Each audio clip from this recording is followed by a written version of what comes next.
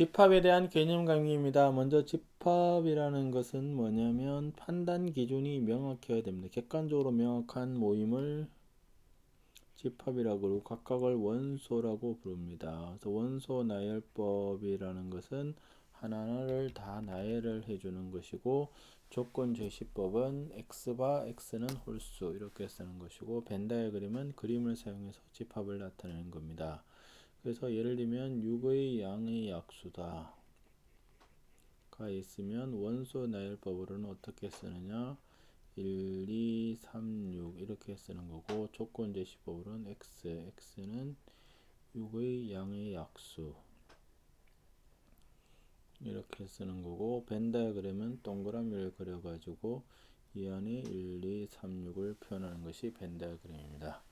그래서 원소의 개수로 유한 집합은 한 개가 있다는 것이므로 유한개의 원소에 이루어진 집합으로 NA라고 표시를 합니다. 그래서 A가 1이면 NA는 2개가 되므로 2가 되고, 무한집합은 개수가 무한히 많은 집합입니다. 공집합이라는 것은 원소가 하나도 없는 집합을 나타냅니다. 그래서 이 기호는 A가 A의 원소다, A가 A에 속한다, 이것은 A가 A에 속하지 않는다라는 기호의 표시입니다. 부분집합이라는 것은 A가 B의 부분집합이라는 것은 A에 속하는 모든 원소가 B에 모두 속하면 걔를 부분집합이라고 부릅니다. 그 다음에 부분집합 중에서 자기 자신은 빼고 생각하는 것을 진부분집합이라고 부릅니다. 그래서 상등 A는 B라는 뜻은 뭐냐면 A가 B의 부분집합이고 B가 A의 부분집합이면 두 집합은 같다라고 정의를 합니다.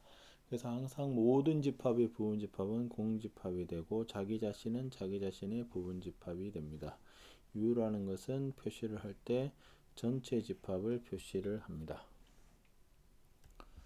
그 다음에 부분집합의 원소의 개수는, 원소의 개수가 n개인 것의 부분집합의 개수는 2의 n제곱이 됩니다. 왜냐하면 a1, a2 이렇게 an이 있으면 a1이 있을 수도 있고 없을 수도 있고, 있을 수도 있고 없을 수도 있고, 있을 수도 있고 없을 수도 있죠. 그래서 2 곱하기 2 곱하기 이렇게 되어서 2의 n제곱이 됩니다. 진부분 집합은 자기 자신을 빼게 되므로 2의 n제곱 빼기 1입니다. 그 다음에 특정한 m개를 항상 포함을 하는 것은 나머지 m-m개의 부분집합에다가 이걸 넣으면 되므로 2의 m 빼기 m이 되고, 제외하는 것도 걔를 빼주고 나머지 가지고 만들면 됩니다. 그 다음에 A의 부분집합의 모든 원소들의 총합은 A1을 포함하는 게 몇 개냐면 A1을 빼고 나머지 걸 생각하면 되므로 2의 n-1, A2를 포함하는 것이 2의 n-1이 되므로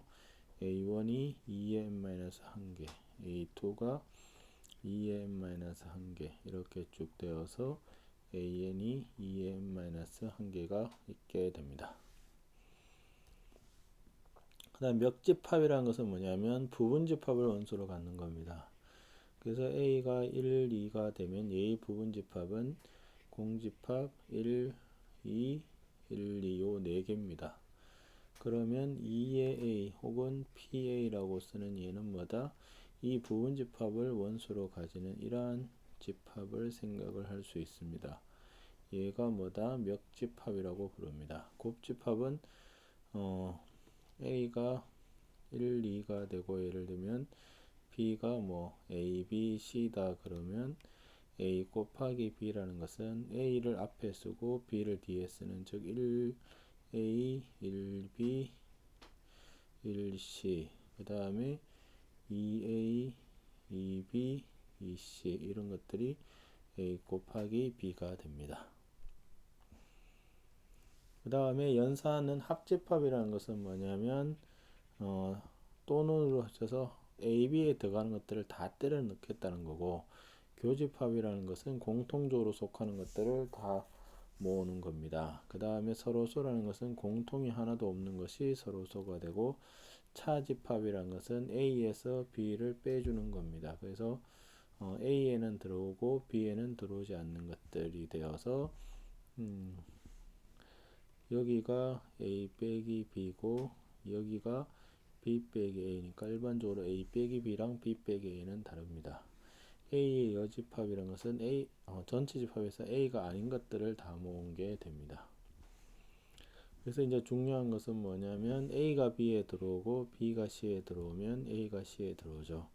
그 다음에 A가 B에 들어오면 벤 다이그램은 이렇게 되므로 여집합을 취하면 방향이 바뀌게 될 거고, 교집합은 공통적으로 있는 건 A, 합집합은 B가 되고 A에서 B를 빼면 남는 게 없죠. 그 다음에 A 교집합, 얘는 나중에 하겠지만 A 빼기 B랑 같습니다. 그래서 남는 게 없고, 얘는 나중에 하겠지만 5의 여집합이 됩니다. 아니면 벤 다이어그램을 그려보면 이렇게 되어 있으니까 여기가 A고 여기가 B죠. 그래서 B는 얘고 A 여집합은 이 바깥쪽을 다 칠해야 되므로 합집하면 전체가 됩니다. 그래서 A 교집합 B는 A의 부분집합이고 A는 A 합집합 B의 부분집합이 됩니다. 이것으로서 집합에 대한 개념 강의를 마치겠습니다.